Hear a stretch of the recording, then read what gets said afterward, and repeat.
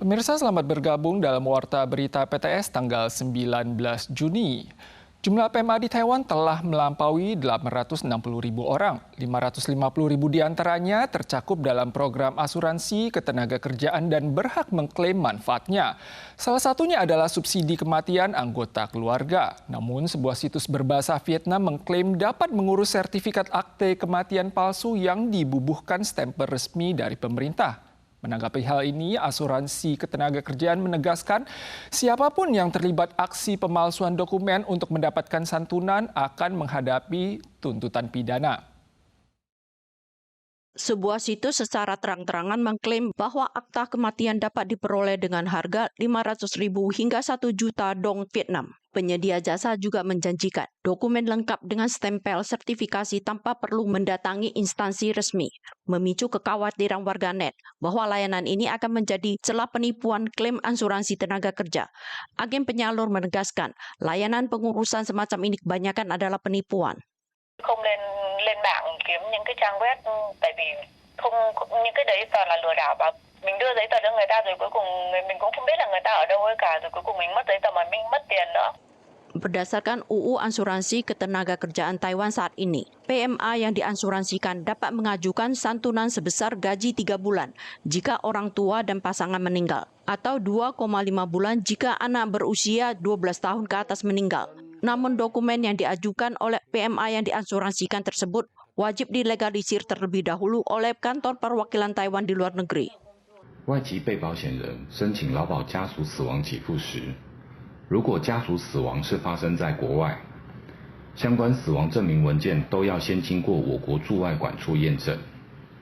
目前各主要移工来源国家已建置数位化查验系统，驻外管处也会透过线上查验确认文件真伪。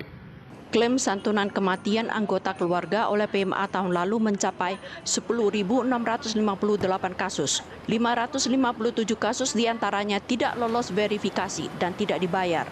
Demi mencegah agar program asuransi ketenagakerjaan menjadi sumber penghasilan bagi pasar gelap asing, Biro Asuransi Ketenagakerjaan menegaskan, selain proses pengajuan santunan kematian keluarga oleh PMA wajib dibantu oleh majikan. Bila ditemukan adanya penipuan klaim, dana tersebut akan ditarik kembali dan pelaku terancam pidana pemalsuan dokumen serta penipuan. Hujan deras kemarin sore memicu longsor di sebuah kompleks perumahan di distrik Xintian. Lahan dalam skala luas amblas mengakibatkan kendaraan yang diparkir bergelantungan di udara bahkan ikut melengser dan mengejutkan warga di sekitarnya. Rekaman kamera pengawas memperlihatkan lereng permukiman yang sebelumnya kokoh tiba-tiba ambruk. Sederet motor yang diparkir di sana juga terseret jatuh.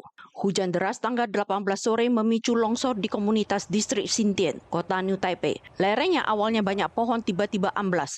Sejumlah mobil dan motor tertimbun dalam tanah. Otoritas segera memasang garis pembatas dan melakukan pengendalian lalu lintas. 就是雨下很大雨下很大就是它含水量一多的话它就是整个突然一瞬间就崩下去了。 Meninjau kembali lokasi kejadian, ada 5 mobil dan motor yang terjebak di area tebing yang longsor. Pemkot telah mengerahkan alat berat untuk menanganinya sepanjang malam, menopang dengan tiang baja, menutup area dengan terpal, serta memantau perubahan kondisi tebing. 路旁的停车空间，整片土地塌陷消失，原本停放的机车与汽车也跟着滑落，而且整片土石向下滑落。为了安全起见，现在下方道路也已进行管制。 Akibat menguatnya tekanan tinggi Samudra Pasifik dan tibanya angin barat daya, setiap wilayah akan diselimuti hawa panas dan lembab tanggal 19. Hujan petir pada sore hari hanya berpotensi mengguyur wilayah pegunungan dan sebagian kawasan Taipei Raya. Peringatan suhu tinggi di atas 36 derajat untuk 13 kabupaten dan kota telah dikeluarkan. Khususnya Kabupaten Taitung perlu mewaspadai potensi terjadinya angin fon. Insiden penembakan terjadi di Dusun Susan Nancuang Miaoli kemarin subuh. Pelaku menembakkan 21 peluru yang menembus gerbang 2 rumah warga.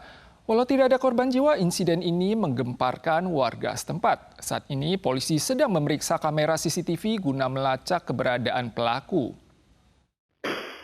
Kasus penembakan terjadi di Dusun Susan Nancuang, Kabupaten Miaoli, tanggal 18. Pelaku melepaskan 21 tembakan yang mengejutkan warga setempat.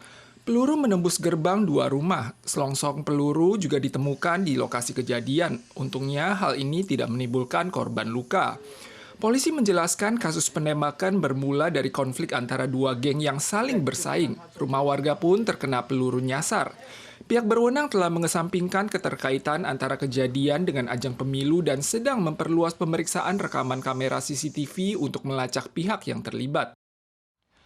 Serangkaian kasus penyelundupan reptil hidup yang mencakup kadal dan tokek dilaporkan terjadi di Kinmen dalam beberapa hari terakhir.